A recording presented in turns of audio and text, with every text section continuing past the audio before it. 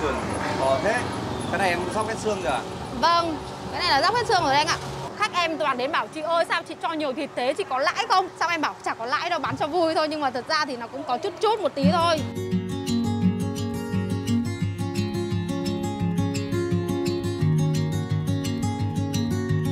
Hello, xin chào tất cả các bạn nhé. Chào mừng các bạn đã quay trở lại với cả kênh Hà Nội Food. Các bạn ơi, hôm nay mình và các bạn thì đang có ở trên phố Nguyễn Trường Tộ các bạn ạ. Ở chỗ này thì cái vị trí của nó là ngay ngã tư giao giữa phố Nguyễn Trường Tộ với cả phố Cửa Bắc. Trong ngày hôm nay thì mình sẽ chia sẻ cũng như cùng các bạn khám phá một cái quán ăn, một cái món ăn mới ở Hà Nội. Mình nghĩ là cái món ăn này có khi là cái quán ăn đầu tiên người ta đưa cái món này vào Hà Nội thôi. Cũng chỉ mấy tháng nay thôi các bạn ạ, chưa có nhiều trên các cái trang mạng xã hội đâu. Mình cũng nói qua một chút, đây là cái món bún bò các bạn ạ. Nhìn thì cũng rất là hấp dẫn luôn. Còn ăn như thế nào có lẽ là phụ thuộc vào tùy khẩu vị của từng bạn. Còn bây giờ thì mình và các bạn sẽ cùng nhau chúng ta vào đó để chúng ta khám phá cái quán ăn này các bạn nhé. Ở chỗ này thì nếu mà nói về để xe thì mình tham khảo qua chỗ này để xe, các bạn để xe khá là nhiều chỗ đấy. Các bạn có thể nhìn thấy xe máy người ta để ở đây cũng rất là nhiều. Ngoài ra thì ô tô các bạn cũng có thể là đỗ được luôn. Tuy nhiên thì mình nghĩ là cũng không có quá nhiều cái chỗ để ô tô đâu. Đó, thế nên là các bạn cũng lưu ý về cái điều đó. Bây giờ hiện tại mình và các bạn thì đến đây là cũng rơi vào khoảng tầm 12 giờ rồi. 12 giờ hơn.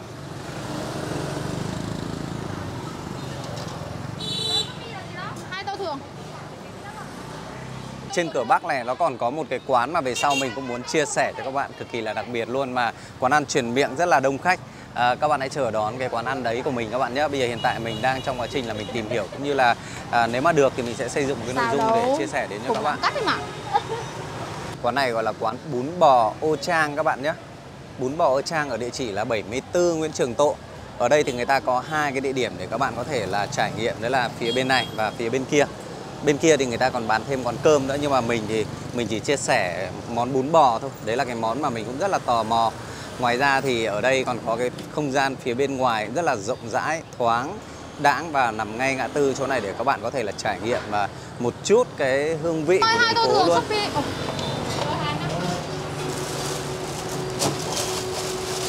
Nắp. Em ơi, lấy hộ chị nắp với. Này, nước của 2 tô thường này.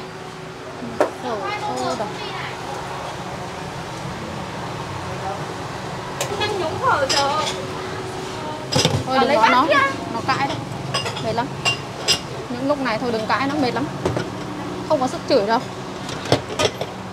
Món bún bò. Cảm ơi, A8 luôn này. Hãy đứng ngoài đi. Lấy sốt vang của chị nào, hết sốt vang rồi này, không nghe à? A8 em ơi, một thường một đặc biệt nào.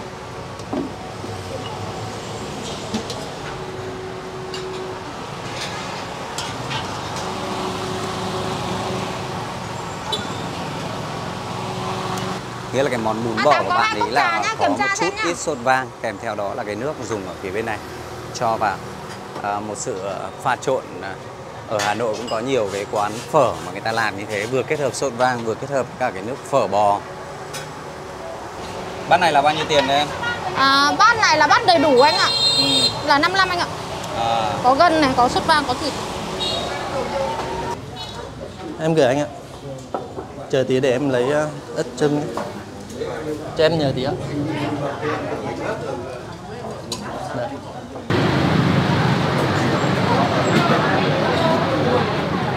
Chị Thủy ơi, ra dọn cho em cái bàn bên ngoài. Lần đó thì nó sẽ có.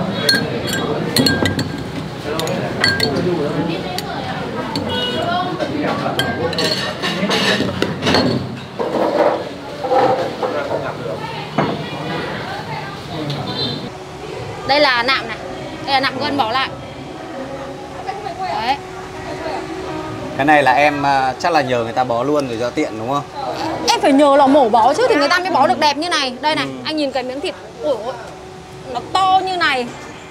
Đây nó to lắm. Anh nhìn đấy. Nó rất là to luôn cho nên nhìn sắp thành cái vòng rồi đấy. Đây miếng này thì là miếng rẻ sườn à? Vâng, rẻ sườn đây này. Rẻ sườn thì nó to này đúng không? Đây miếng rẻ sườn của nhà em đây. Cái lúc mà anh đấy là nó đã co lại rồi nhá. Cái tấm rẻ sườn của em lấy nguyên tấm mà anh. Cái này về phải ngâm cho nó bớt tiết hết rồi đấy. Cái mọc này thì em sẽ làm trực tiếp. Có nghĩa là em làm vừa đủ. em sẽ nhìn lượng khách, nếu như khách vào quán nhiều thì em sẽ đây, anh thấy không, cái mọc này, cái ca này là ca thứ 2 rồi. Thì là khách đến ở đâu ăn thì em sẽ làm vừa, bởi vì là khi mà mọc để ra ngoài lâu quá ấy, nó sẽ bị khô. Ở trong này em có sụn.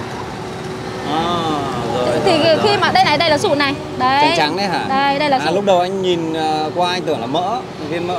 Có mỡ, có nghĩa là có mỡ, có sụn, có thịt xay, có giò sống, có nấm hương. Lần đầu tiên anh thấy là trong mọc là có sụn đấy. Thì đây đã bảo là có nghĩa là tất cả mọi thứ em làm là đều do em thích ăn. Khi em ăn mọc thì nó kiểu nó tự nhiên ăn lại có một cái hơi giòn giòn. Thế là em cho vào luôn, thì khách nhà em rất thích ăn mọc. Thế chỉ cần là làm như này thì cái viên mọc nó vừa đủ để bán hàng thôi. Còn khi nào hết thì mình lại làm tiếp. Khi mà mọc vào thì nó sẽ nở ra này, thấy không? Nó rất là trắng, nó ăn như này nó sẽ rất là ngon này. Còn nếu như viên mọc mà đây là anh nhìn nhá, khi mà nó để lâu rồi nó khô lại thì nó sẽ nhỏ lại, bé lại hẳn nhỉ? Nó bé lại hẳn luôn. Cho nên khi mà anh cắn cái miếng này nó mọng nước, nó giòn, nó sẽ rất là khác.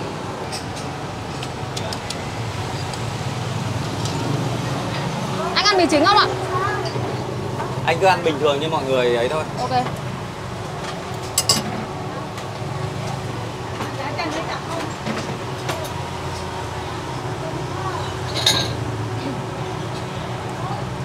Khi nào thì em sẽ dùng bát to này em? Bát đặc biệt anh ạ. Cứ đặc biệt là dùng à? Dạ, để cho dễ phân biệt, nhưng mà cái bát này nó cũng không đủ ấy. Thì là cứ có sườn thì là sẽ biết là đặc biệt. Trong này của em là có mọc này, có sốt vang này, có rẻ thịt sườn bắp này, rẻ sườn này. Vâng. Đây cái miếng vừa rồi là nạm gân anh ạ. nạm gân.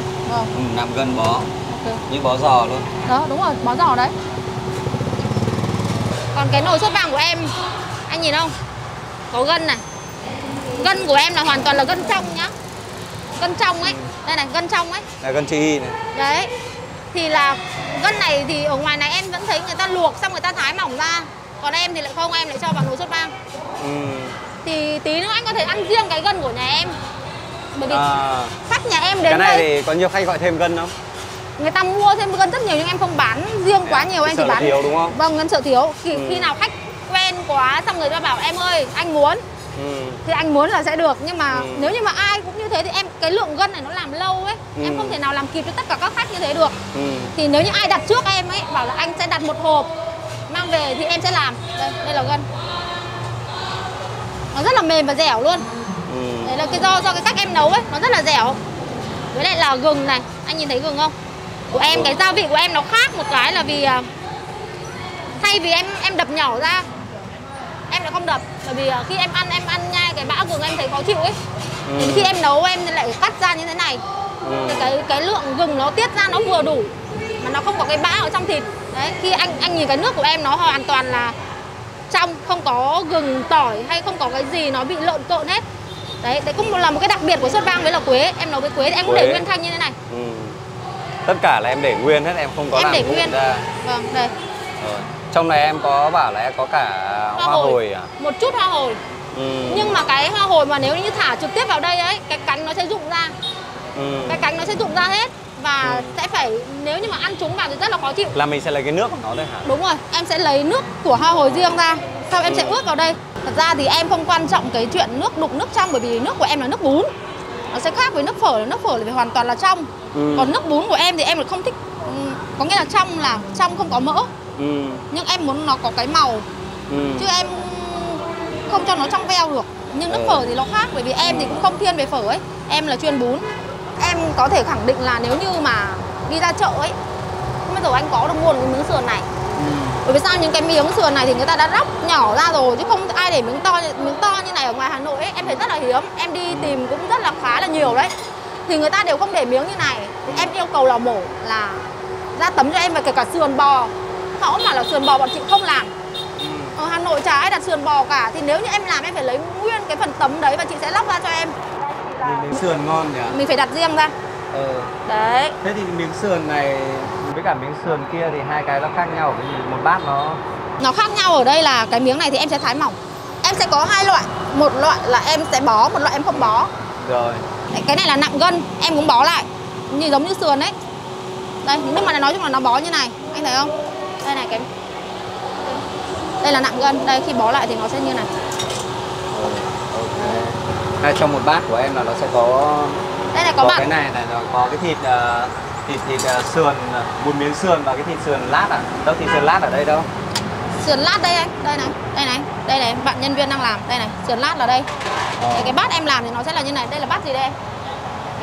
Đây là bát đầy đủ thì là sẽ không có sườn. Ở trong đây là bát đặc biệt thì mới có sườn. Thì là sẽ có những cái cả nạm gân này, cả rẻ sườn này, có mọc và có gân. Một bát như thế này thì bao nhiêu tiền đấy? Một bát như này là 55.000 và sẽ có cái này nữa. Đây. Có thêm cả sốt vang nữa. Đúng rồi, em sẽ cho như này. Cộng thêm một tí nước này. Đấy là một bát hoàn chỉnh của nhà em nó sẽ là như này. Đấy. Sau là mình sẽ chan nước dùng vào thôi. Đấy.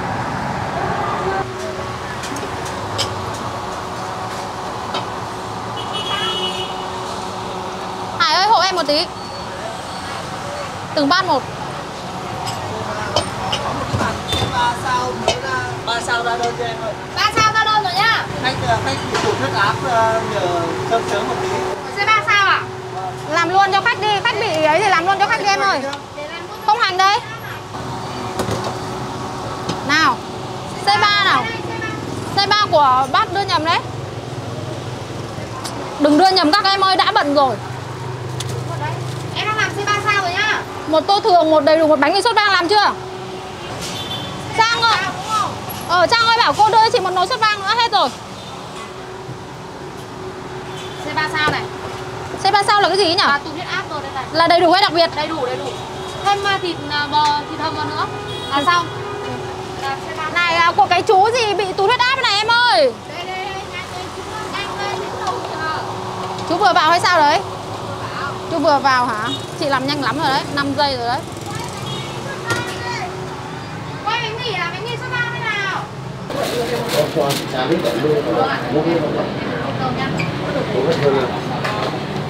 Em đi nhiều vậy á? Chắc gửi đâu anh chị nhé. Ok, xin. Của anh là một bát 45, một bát 70 đúng không? Đây bát 70 rồi. Hai kích cỡ bát nó cũng khác nhau nhỉ? Ok, xin. Mình gọi 2 bát, một bát 45 hay một bát 70.000 để cho các bạn xem từng loại bát một thì cái lượng thịt với cả lượng bún nó như thế nào ấy. Đấy, cái bát 75.000 thì có kích cỡ là to hơn này, còn bát 45.000 thì cũng dày hơn. Ngoài ra thì mình còn có lựa chọn là 55.000 nữa, nhưng mà thôi mình nghĩ là gọi cái đấy không cần thiết. Vì là ở đây 2 bát này thì mình cũng đã biết được là cái lượng người ta bán nó như thế nào đấy. Nhưng mà mình phải công nhận là cái bát ở đây thì cái 70.000 thì nó to, nó nhiều thịt thực sự luôn các bạn ạ. Một cái miếng sườn rất là to luôn các bạn, cũng nhiều thịt nữa. Đó, to rất là nhiều thịt, có vẻ như là người ta cũng đã ninh nó khá là dừ rồi. Đây gần như là nó long cả cái phần xương ra này, mình bẻ cái là long ra thôi, nhưng mà mình cứ để này cho nó đẹp nhá. Đó, đây là có thịt là đây là thịt nạm này, cũng khá dừ rồi. Miếng mọc này, miếng mọc ở đây thì người ta làm nó không tròn trịa lắm vì người ta xay rối các bạn, nó ra những cái hình nó méo mó như thế này. Mình nghĩ là cho cả giò sống vào nữa, ăn nó có đôi chút cảm nhận là hơi bặn bã của cái giò sống ấy các bạn.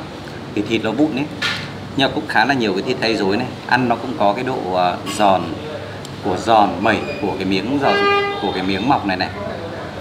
Bên trong thì nhiều mộc nhĩ, ăn cảm nhận cả độ giòn mộc nhĩ. Ngoài ra thì ăn đến cái miếng sụn nó lại giòn giòn các bạn ạ, khá là đặc biệt nhé. Đây các bạn nhìn thấy miếng sụn nó nhỏ nhỏ này, sụn này là sụn mềm, nó không cứng, ăn cũng rất là hay.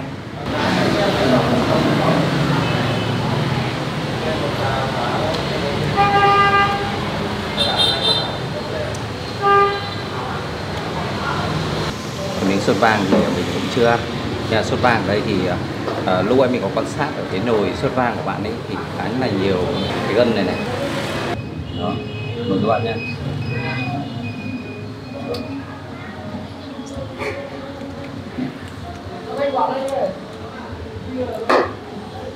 Ăn cái miếng này thì nó không dậy cái vị sốt vang truyền thống, nó không dậy, hơi có độ ngọt của đường, và cái độ ngọt này nó khá là hài hòa với cái nước dùng này này, nó hơi ngọt hơn một tí và có vẻ nó nhỉnh hơn một tí. Mình nghĩ cái này là cũng là cái cách phương pháp người ta làm thịt này để cho nó hòa quyện với cái phần bát nước này của người ta ấy. Còn thịt ở đây nói chung là một cái thì ăn nó cũng như vậy thôi. như các quán khác. Mình nghĩ là cái hương vị này thì nó không phải là quá đặc biệt, nhưng mà cái nước dùng cái kiểu này thì là nó cũng khá lạ ở Hà Nội đấy. Còn cái nước chấm này các bạn này, để mà chấm với cả các cái topping đi kèm như thế này thì mình cũng nói là thực ra nó không hài hòa, không phù hợp lắm khi mà mình ăn như thế này, bởi vì cái này nó rất là đậm vị. Nó đậm vị, nó khác biệt hoàn toàn so với cả cái nước dùng này. Nó đậm lên, nó có cái vị cay, hương vị của sa tế này, khá là nhiều muối người ta cho vào đây để cho nó đậm hẳn lên, một chút đường, xíu hạt tiêu. Nói chung là cái vị của cái nước chấm này nó rất là đậm luôn. Khi chấm cả cái này nếu mà ăn không này là thêm chén rượu thì mình nghĩ là rất là hài hòa. Nhưng mà để chấm cái này xong ăn kèm với cả cái bát bún này thì nó bị nó cảm giác nó không được hòa hợp, không được hòa quyện nhau cho lắm. Đấy là quan điểm cá nhân của mình.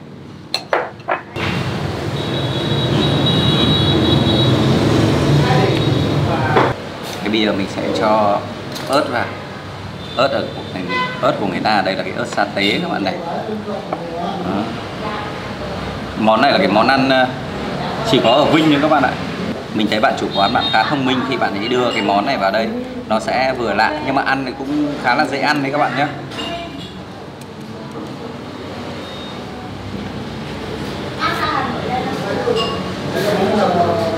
Ớt chưng, hương vị tương ớt sa tế.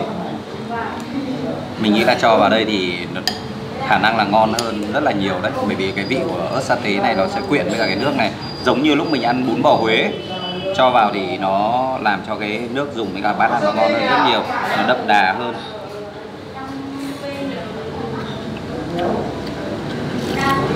Rõ ràng là ngon hơn thật các bạn ạ. Nó thêm cái vị tương ớt vào.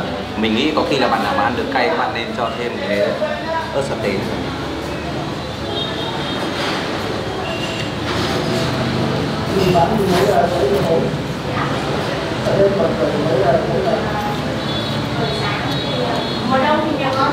Thêm là người ta cho mình cái rau sống.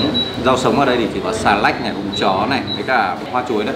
Quẩy này thì các bạn mua là 10.000 4 cái các bạn ạ, 5.000 2 cái.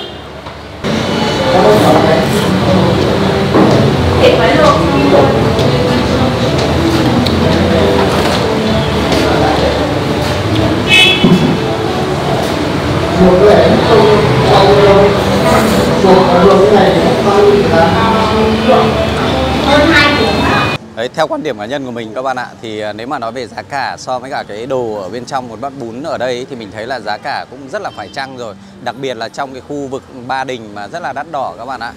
Một bát 40.000 mà 45.000 mình thấy là rất là nhiều thịt luôn, vừa thịt vừa mọc vừa các loại thịt. Nói chung mình thấy thế, thậm chí là còn rẻ luôn ý các bạn. Về cái chất lượng của cái bát bún ấy thì mình thấy là cái nước dùng thực ra là người ta làm khá là đơn giản nhưng mà lại dễ ăn.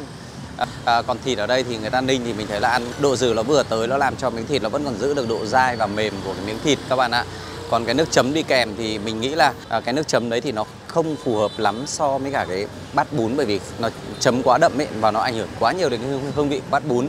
Đến khi mà mình quay lại mình ăn bún ấy mà mình không chấm, mình cảm thấy là nó hơi bị nhạt nhẽo. Thế nên là cái đó thì bạn nào ví dụ là bạn nhậu với các thứ ấy, gọi ra thì chấm cái đấy thì mình cảm thấy là nó phù hợp hơn. Mình nghĩ đây cũng là một trong những cái món ăn lạ, một món ăn mà nó cũng dễ phù hợp với cả nhiều bạn đấy. Các bạn thử xem sao. Cảm ơn các bạn rất nhiều đã xem hết clip này. Còn bây giờ xin chào và hẹn gặp lại.